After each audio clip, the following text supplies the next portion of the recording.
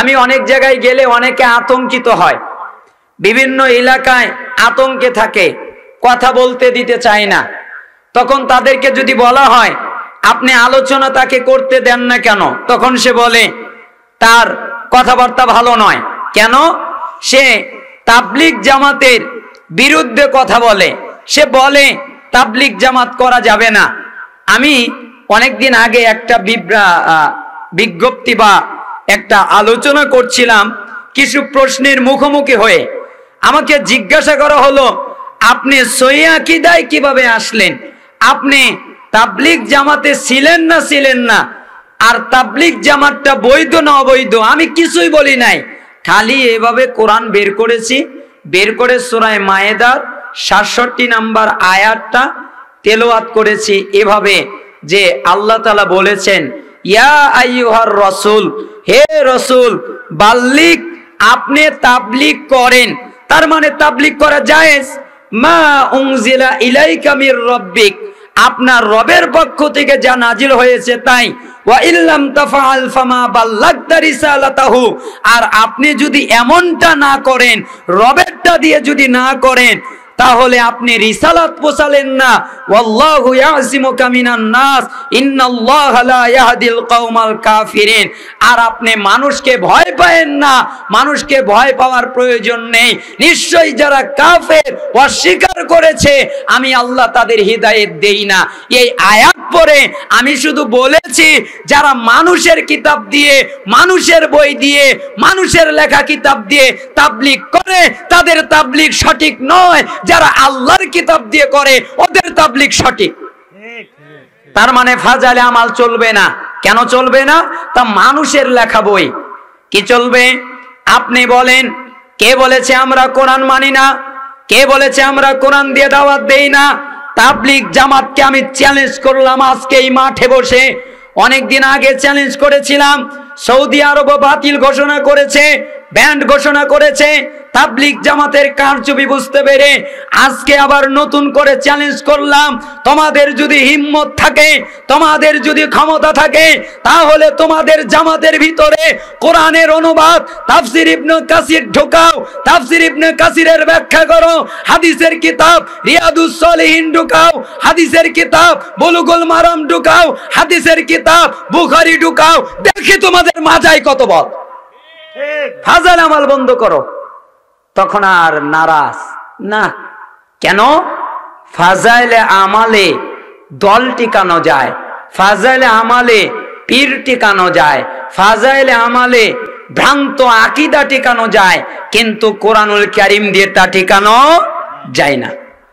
যেমন অনেক দিন আগে বলেছিলাম, আবার আপনার অবগতি হয়ে যান, পৃথিবীর কোন মানুষ যদি দাবি করে আমি হক্কানি পীর, তাহলে মনে রাখবেন তার কোনো মুরিদ পৃথিবীতে থাকতে পারে না। কোন লোকের যদি একটা লোক মুরিদ হয় বেশি লাগবে না। হক্কানি পীর আর ভণ্ড পীর এর আলামত হলো যেই ব্যক্তি একটা মানুষকে, একটা লোককে নিজের মুরিদ বানায়, নিজের মুরিদ বানায়, নিজের তরিকা মানতে বাধ্য করে, নিজের তরিকায় আহ্বান করে, নিজের মুরিদ বানায়, ওই হচ্ছে ভণ্ড পীর। তাহলে হক্কানিকে যে নিজের মুরিদ বানায় না, কার মুরিদ বানায়? আল্লাহর মুরিদ বানায়। এবার আপনি বলবেন আপনি ওলিদের বিরুদ্ধে কথা বললেন, কথা তো আমি বলি নাই, কথা বলেছেন আল্লাহ তাআলা নিজেই।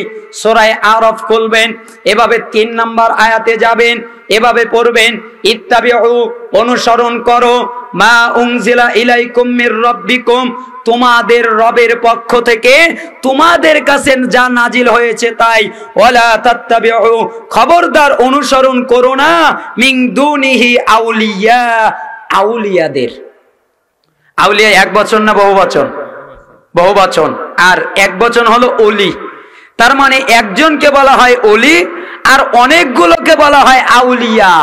আল্লাহ তাআলা নিষেধ করলেন কোন আউলিয়ার অনুসরণ করবে না, আবার বললেন কলিলাম মা তাযাক্কারুন, আমি যে আল্লাহ এই কথা বললাম তোমরা অল্প মানুষই আমার কথা শুনবে, তার মানে অল্প লোক মুরিদ পীর মুরিদি করবা না, অল্প লোক তোমরা পীরের কাছে যাবা না, অল্প লোক তোমরা বায়াত নিবা না, অল্প লোক তোমরা পীরের হাতে হাত দিবা না, অল্প লোক আমার কথা শুনবে আর বেশিরভাগ লোক আমার কথা শুনবে না, বেশিরভাগ লোক পীরের দিকে দৌড়াবে। এই জন্য অনেকেই বলে যে আমাদের পীরের দরবারে মানুষ যায় যায় তো গরু যায়। এই জন্য আমি রাগ করে বলেছিলাম যে গরুর দরবারে গরুরাই যায়। আপনি আবার রাগ করলেন। এই জন্য আমাদের এই পয়েন্ট মনে রাখতে হবে, খবরদার আপনি বেচা কেনা করবেন না কোনো মানুষের হাতে ছেড়ে দিবেন না। আপনি হাদিস অনুবাদ শুনলেই মনে করবেন এটা হক না, এমনটি নয়। সহিহ হাদিসের বিপক্ষে জয়ীফ হাদিস আছে। সহিহ হাদিস যদি একটা থাকে, জয়ীফ হাদিস অনেক থাকে। সহিহ হাদিস যদি একটা থাকে, জাল হাদিস বিপক্ষে অনেক থাকে। আপনি বলবেন হাদিস আবার জাল হয়। আমি যদি প্রশ্ন করি টাকা কি জাল হয়? কথা বলেন হয়? টাকা দেখতে টাকার মতো না গাছের পাতার মতো? 1000 টাকার নোট যদি জাল হয় ওইটা কি 1000 টাকার নোটের মতো না 5 টাকার নোটের মতো? 1000 টাকার নোটের মতোই কালার, 1000 টাকার নোটের সমান, 1000 টাকার নোটের মতোই ছাপা, 1000 টাকার নোটের মতোই দেখতে, একই লেখা, একই বর্ণ, একই শব্দ, কোনো পরিবর্তন নাই। কিন্তু টাকাটা জাল কেন? অনুমতি দেওয়া হয় নাই, অনুমতিবিহীন। ঠিক হাদিসও দেখতে হাদিসের মতোই, হাদিস শুনতে হাদিসের মতোই, হাদিসের রাবি হাদিসের মতোই, হাদিসটা হাদিসের মতোই, কিন্তু জাল কেন? আল্লাহর নবী বলে নাই, আল্লাহর নবী অনুমতি দেয় নাই। কেউ একজন বানিয়ে আল্লাহর নবীর নামে চালিয়ে দিয়েছে, আল্লাহর নবীর নামে চালিয়ে দিয়েছে, তাই ওই হাদিসটা জাল। কেন? আল্লাহর নবী বলে নাই। যেমন আপনার হুজুর বলে আউয়ালু মা খালাকাল্লাহু নূর, আল্লাহ তাআলা সর্বপ্রথম সৃষ্টি করেছে নবীর নূর।